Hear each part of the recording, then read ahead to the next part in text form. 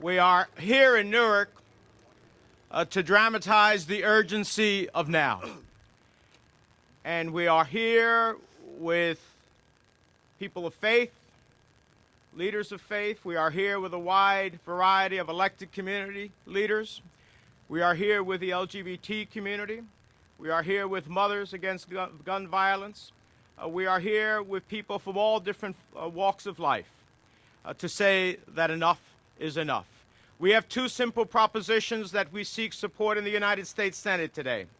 If you cannot fly, you cannot buy a weapon, and if you can't buy a weapon, you can't kill somebody at the end of the day. And secondly, if you can go and have to go through a background check to get a job, you should have to go through a background check to get a gun, and that should be universal in nature. These are simple, common sense, overwhelmingly favored legislative proposals that we will vote on later today. I am thrilled that I joined my colleague who led with Chris Murphy of Connecticut an effort on the floor of the United States Senate and Cory Booker to make sure that we had this moment.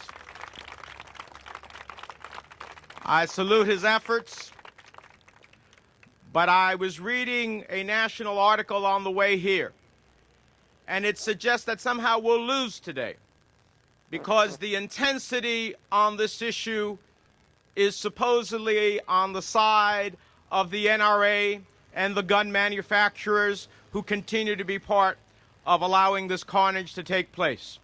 And we are here in Newark and in New Jersey, and we hope our colleagues across the country to send a message. No, the intensity is on our side because we are tired of going to too many funerals. We are tired of too many shattered lives. We are tired of saying that our hearts and prayers go out to the families. We want to end the violence and end the carnage now. Now,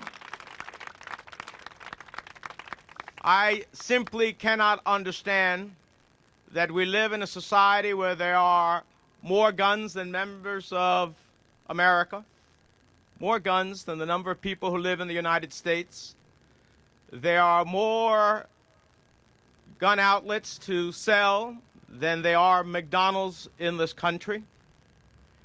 And yet, someone who is a terrorist does not even have to go through a background check, or someone who's on the no-fly list doesn't have to go through a background check, doesn't even have to go to a gun shop, can open up his laptop and with a click of a mouse ultimately buy what I consider to be a weapon of war.